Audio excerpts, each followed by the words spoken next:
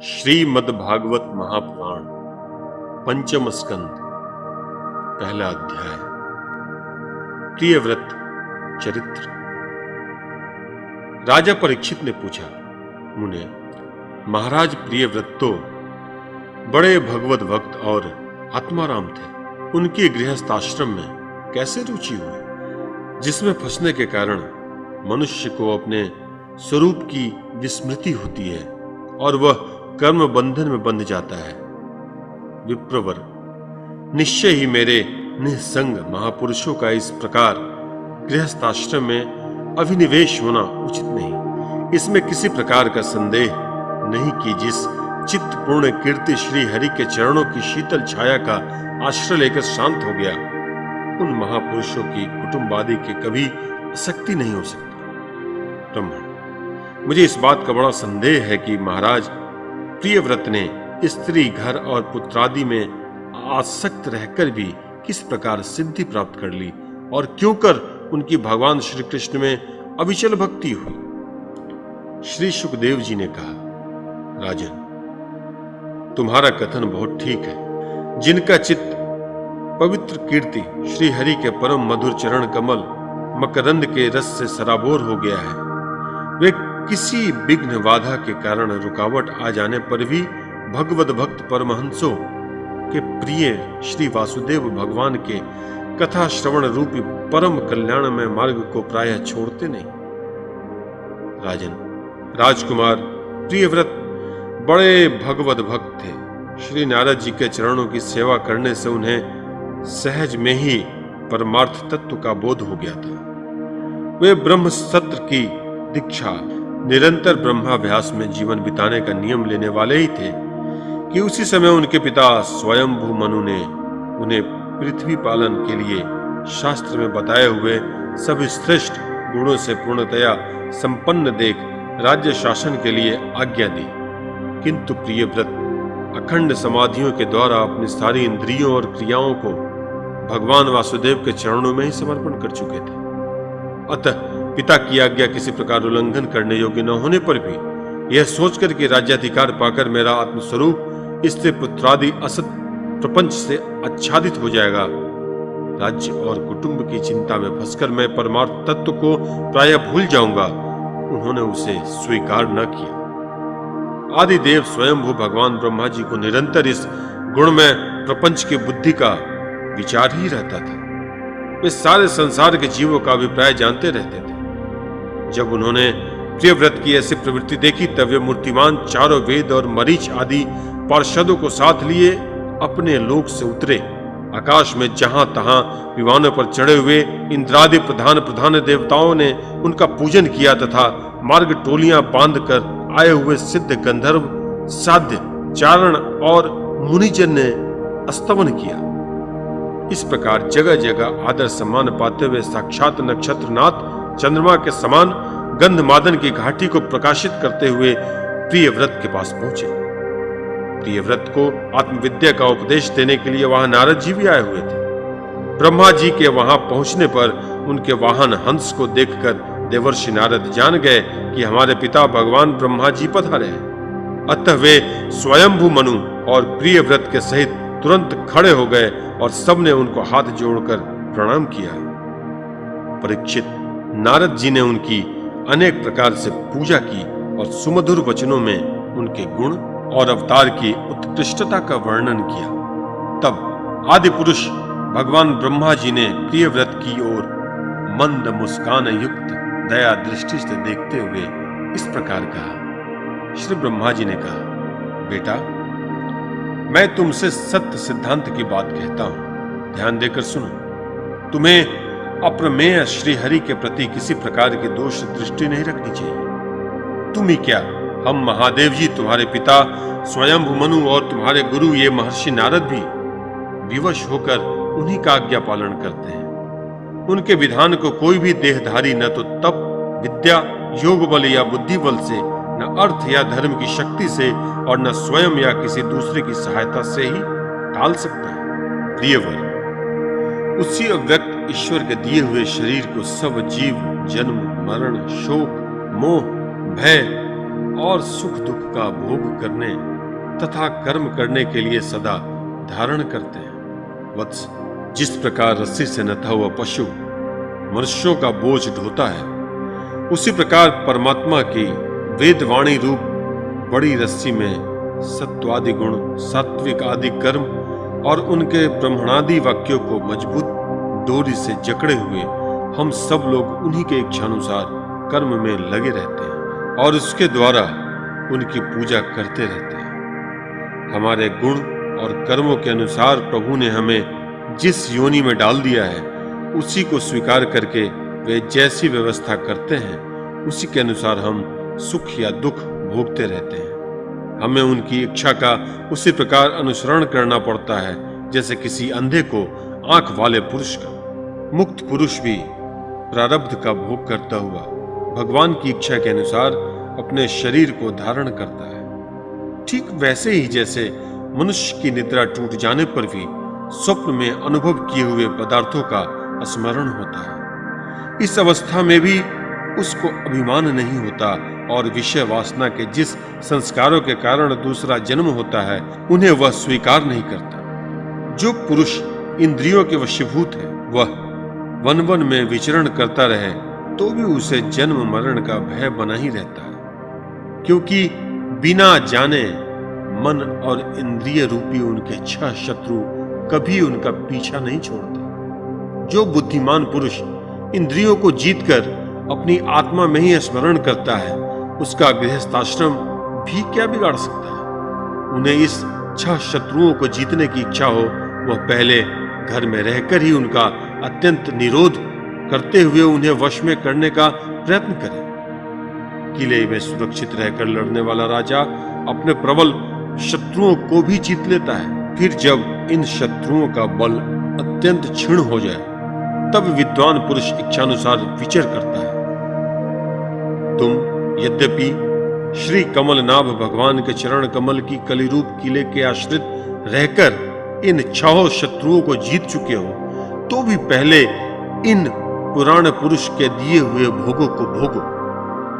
इसके बाद निस्संग होकर अपने आत्मस्वरूप में स्थित हो जाना। श्री शुकदेव जी कहते हैं, जब त्रिलोकी के गुरु श्री ब्रह्मा जी ने इस प्रकार कहा, तो परम भागवत प्रिय व्रत ने छोटे होने के कारण नम्रता से सिर झुका लिया और जो आज्ञा ऐसा कहकर बड़े आदर पूर्वक उनका आदेश शिरोधार्य किया। तब स्वयंभू मनु ने प्रसन्न होकर भगवान ब्रह्मा जी की विधिवत पूजा की। इसके पश्चात वे मन और वाणी के अविषय अपने आश्रय तथा सर्व व्यवहारातीत पर ब्रह्म का चिंतन करते हुए अपने लोक को चले गए। इस समय प्रिय व्रत और नारद जी सरल भाव से उनकी ओर देख रहे थे। मनु जी ने इस प्रकार ब्रह्मा जी की कृपा से अपना मनोरथ पूर्ण हो जाने पर देवर्षि नारद की आज्ञा से प्रिय व्रत को संपूर्ण भूमंडल की रक्षा का भार सौंप दिया और स्वयं विषय रूपी विषैले जल से भरे हुए गृहस्थ आश्रमी रूपी दुस्तर जलाशय की भोगेच्छा से निवृत्त हो गए। अब पृथ्वीपति महाराज प्रियव्रत भगवान की इच्छा से राज्य शासन के कार्य में नियुक्त हुए, जो संपूर्ण जगत को बंधन से छुड़ाने में अत्यंत समर्थ है। उन आदि पुरुष श्री भगवान के चरण युगल का निरंतर ध्यान करते रहने से यद्यपि उनके रागादि सभी मल नष्ट हो चुके थे और उनका हृदय भी अत्यंत शुद्ध था, तथापि बड़ों का मान रखने के लिए वे पृथ्वी का शासन करने लगे। तदंतर उन्होंने प्रजापति विश्वकर्मा की पुत्री बहिर्ष्मति से विवाह किया। उससे उनके 10 पुत्र हुए। वे सब उन्हीं के समान शीलवान, गुणी, कर्मनिष्ठ, रूपवान और पराक्रमी थे। उनसे छोटी ऊर्जस्वती नाम की एक कन्या हुई। पुत्रों के नाम अग्निद्र, यमज्जुह्व, यज्ञवाहु, महावीर, हिरण्यरेता, धृतपृष्ठ, सवन, मेधादितिथि, वितिहोत्र और कवि थे। ये सब नाम अग्नि के भी हैं। इनमें कवि, महावीर और सवन ये 3 नैष्ठिक ब्रह्मचारी हुए। इन्होंने बाल्यावस्था से आत्मविद्या का अभ्यास करते हुए अंत में संन्यासाश्रम ही स्वीकार किया। इन निवृत्ति परायण महर्षियों ने संन्यासाश्रम में रहते हुए समस्त जीवों के अधिष्ठान और भव बंधन से डरे हुए लोगों को आश्रय देने वाले भगवान वासुदेव के परम सुंदर चरणाविंदों का निरंतर चिंतन किया। उससे प्राप्त हुए अखंड एवं श्रेष्ठ भक्ति योग से उनका अंतःकरण सर्वथा शुद्ध हो गया और उसमें श्री भगवान का आविर्भाव हुआ। तब देहादि उपाधि की निवृत्ति हो जाने से उनकी आत्मा के संपूर्ण जीवों के आत्मभूत प्रज्ञात्मा में एक ही भाव से स्थिर हो गई। महाराज प्रियव्रत की दूसरी भार्या से उत्तम, तामस और रैवत ये 3 पुत्र उत्पन्न हुए, जो अपने नाम वाले मनवंतरों से अधिपति हुए। इस प्रकार कवि आदि 3 पुत्रों के निवृत्ति परायण हो जाने पर राजा प्रियव्रत ने 11 अर्बुद वर्षों तक पृथ्वी का शासन किया। जिस समय वे अपनी अखंड पुरुषार्थमयी और वीरशालिनी भुजाओं से धनुष की डोरी खींचकर टंकार करते थे, उस समय डर के मारे सारे धर्मद्रोही न जाने कहां छिप जाते थे। प्राण प्रिया वहिष्मती के दिन दिन बढ़ने वाले आमोद प्रमोद और अभ्युत्थान आदि क्रीड़ाओं के कारण तथा उसके स्त्री जनोचित हाव भाव लज्जा से संकुचित मन हास्य युक्त चितवन और मन को भाने वाले विनोद आदि से महामना प्रियव्रत विवेकहीन व्यक्ति की भांति आत्मविस्मित से होकर सब भोगों को भोगने लगे, किंतु वास्तव में उनमें आसक्त नहीं थे। एक बार इन्होंने जब यह देखा कि भगवान सूर्य सुमेरु की परिक्रमा करते हुए लोकालोक पर्यंत पृथ्वी के जितने भाग को आलोकित करते हैं, उनमें से आधा ही प्रकाश में रहता है और आधे में अंधकार छाया रहता है, तो उन्होंने इसे पसंद नहीं किया। तब उन्होंने यह संकल्प लेकर कि मैं रात को भी दिन बना दूंगा, सूर्य के समान ही वेगवान एक ज्योतिर्मय रथ पर चढ़कर द्वितीय सूर्य की भांति उनके पीछे पीछे पृथ्वी की 7 परिक्रमाएं कर डाली। भगवान की उपासना से इनका अलौकिक प्रभाव बहुत बढ़ गया। उस समय इनके रथ के पहियों से जो लीकें बनी वही 7 समुद्र हुए, उनसे पृथ्वी में 7 द्वीप हो गए। उनके नाम क्रमशः जम्बू, प्लक्ष, शालमली, कुश, कौच, शाक और पुष्कर द्वीप है। इनमें से पहले पहले की अपेक्षा आगे आगे के द्वीप का परिणाम दूना है और ये समुद्र के बाहरी भागों के पृथ्वी के चारों ओर फैले हुए हैं। 7 समुद्र क्रमशः खारे जल, ईख के रस, मदिरा, घी, दूध, मट्ठे और मीठे जल से भरे हुए हैं। ये 7 द्वीपों की खाइयों के समान है और परिणाम में अपने भीतर वाले द्वीप के बराबर है। इनमें से एक एक क्रमशः अलग अलग 7 द्वीपों को बाहर से घेर कर स्थित है। वर्हिष्मतीपति महाराज प्रियव्रत ने अपने अनुगत पुत्र आग्निद्र, इदमज्युह, यज्ञबाहु, हिरण्यरेता, धृतपृष्ठ, मेधातिथि और वितिहोत्र में से क्रमशः एक एक को उक्त जब्बू आदि द्वीपों में से एक एक का राजा बनाया।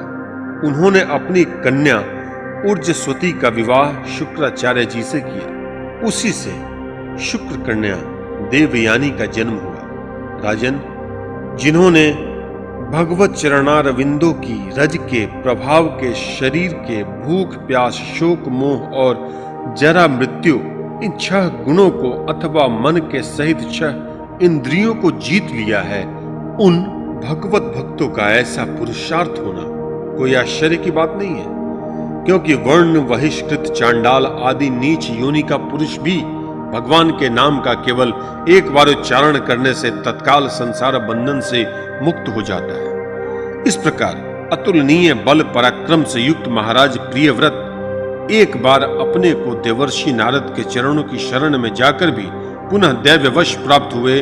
प्रपंच में फंस जाने से अशांत सा देख मन ही मन विरक्त होकर इस प्रकार कहने लगे, ओह बड़ा बुरा हुआ, मेरी विषय लोलुप इंद्रियों ने मुझे इस अविद्या जनित विषम विषय रूप अंधकूप में गिरा दिया। बस बस बहुत हो लिया, हाय मैं तो स्त्री का क्रीड़ा मृग ही बन गया। उसने मुझे बंदर की भांति नचाया। मुझे धिक्कार है, धिक्कार है। इस प्रकार उन्होंने अपने को बहुत कुछ बुरा भला कहा।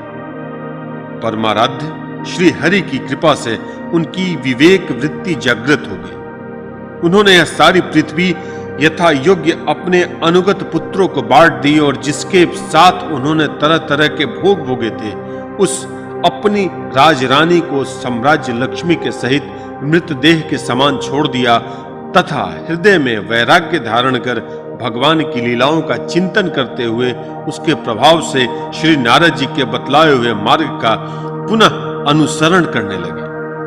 महाराज प्रियव्रत के विषय में निम्नलिखित लोकोक्ति प्रसिद्ध है। राजा प्रियव्रत ने जो कर्म किए, उन्हें सर्वशक्तिमान ईश्वर के सिवा और कौन कर सकता है। उन्होंने रात्रि के अंधकार को मिटाने का प्रयत्न करते हुए अपने रथ के पहियों से बनी हुई लीकों से ही 7 समंदर बना दिए। प्राणियों के सुविधे के लिए, जिससे उनमें परस्पर झगड़ा न हो, द्वीपों के द्वारा पृथ्वी के विभाग किए और प्रत्येक द्वीप में अलग अलग नदी, पर्वत और वन आदि से उसकी सीमा निश्चित कर दी। वे भगवत भक्त नारद आदि के प्रेमी भक्त थे। उन्होंने पाताल लोक के, देवलोक के, मर्त्यलोक के तथा कर्म और योग की शक्ति से प्राप्त हुए ऐश्वर्य को भी नरक तुल्य समझा था।